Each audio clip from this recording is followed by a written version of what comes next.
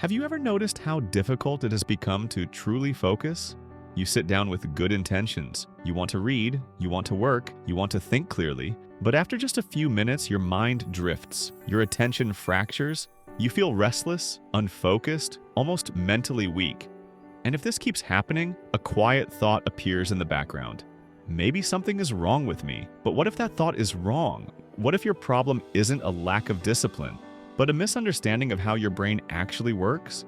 Because focus is not something you force, it's something you train, and most people were never taught how to do that. Today, I want to share 7 thinking tricks that don't just help you concentrate in the moment. They gradually strengthen your brain itself. They make focus feel more natural, calmer, and more sustainable.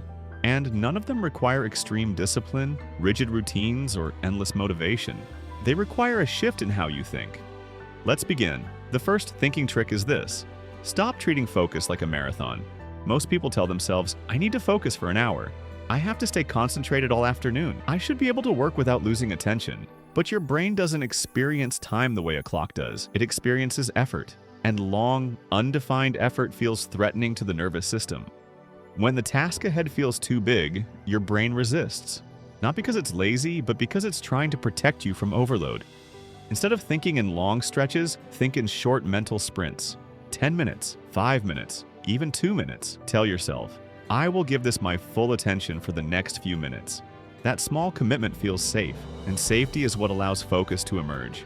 Once you start, momentum often follows naturally, but even if it doesn't, you've already succeeded. You trained your brain to begin. Focus doesn't grow from pressure, it grows from permission to start small. The second thinking trick involves your body. Most people try to focus only with their mind, but your brain constantly reads signals from your posture, your breath, and your physical state. If your body is collapsed, slouched, or tense, your brain interprets that as fatigue or disengagement. If your body is upright, grounded, and calm, your brain becomes more alert without effort. This isn't motivation, it's physiology. Before you try to concentrate, don't change your thoughts first. Change your posture. Place your feet firmly on the ground. Lengthen your spine, relax your shoulders. Slow your breathing. These small physical adjustments send a powerful signal to the brain. It's time to pay attention. Focus is not only a mental act, it's a whole body state. The third thinking trick may sound simple, but it's surprisingly powerful. Stop fighting distraction. Most people treat distraction as an enemy. They get frustrated when their mind wanders. They judge themselves. They try to push thoughts away. But resistance strengthens what you resist. Instead, when a distraction appears, simply name it. Silently say, thinking, planning, worrying, remembering. That's all. You don't need to analyze the thought. You don't need to fix it. You don't need to follow it. By naming it, you create distance. You are no longer trapped inside the thought. You are observing it. And observation naturally restores focus. This is not about control. It's about awareness. Focus returns when you stop turning distraction into a battle. The fourth thinking trick is about motivation. Most people believe they need to feel motivated before they can focus. But motivation is unreliable. It comes and goes. Your brain doesn't focus because you feel inspired. It focuses because it expects a reward. This is how learning and attention evolved. So instead of asking, how do I motivate myself? Ask, what small reward comes after this? It doesn't have to be big. A short walk, a cup of coffee, a moment of rest, music, silence. When your brain knows that effort leads to relief or pleasure, it cooperates. This isn't manipulation, it's alignment.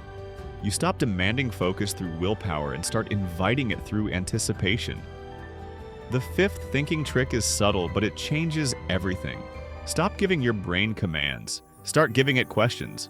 Commands create resistance. Focus now. Pay attention. Stop procrastinating. Questions create curiosity. What's the next small step? What part of this is interesting? What happens if I try for 5 minutes? Curiosity is one of the strongest drivers of attention. It opens the mind instead of tightening it. When you ask better questions, your brain naturally leans forward. Focus isn't forced, it's pulled. The sixth thinking trick is about consistency, not intensity. Your brain learns through patterns. If every focus session looks different, your brain never knows what to expect. It stays alert, but scattered. But when one simple ritual always signals focus, your brain adapts. It could be the same chair, the same time of day, the same music, the same lighting. The specific ritual doesn't matter, the repetition does. Over time, your brain associates that pattern with attention.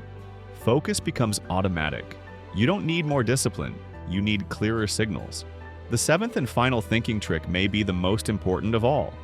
Reframe distraction as mental fatigue, not personal failure. Your brain consumes energy when it focuses, and like a muscle, it gets tired. When focus fades, it doesn't mean you're weak. It means your brain needs a reset. Judging yourself only adds more cognitive load. It drains the system further. Instead, pause, take a breath, look away, stand up, reset gently, then return. This preserves your mental strength over time. Sustainable focus is not about pushing harder, it's about respecting limits. Here's the deeper truth. What if your lack of focus was never a flaw? What if it was a sign that your brain has been overstimulated, not undertrained? Endless notifications, constant information, no space to rest. In that environment, distraction isn't a failure, it's a survival response. And with the right thinking patterns, that same sensitive brain becomes your strength. It becomes observant, creative, deeply focused. You don't need a new brain, you need a new relationship with the one you already have. So ask yourself, which of these thinking tricks do you need most right now? You don't have to change everything at once. Choose one, practice it gently, consistently. And if this voice helped you understand your mind a little better, remember this. You are not broken, you are adaptable. And focus is a skill your brain is always ready to relearn. And one more thing that rarely gets talked about. Focus doesn't disappear all at once. It erodes quietly. First, you stop enjoying deep thinking. Then you avoid tasks that require patience.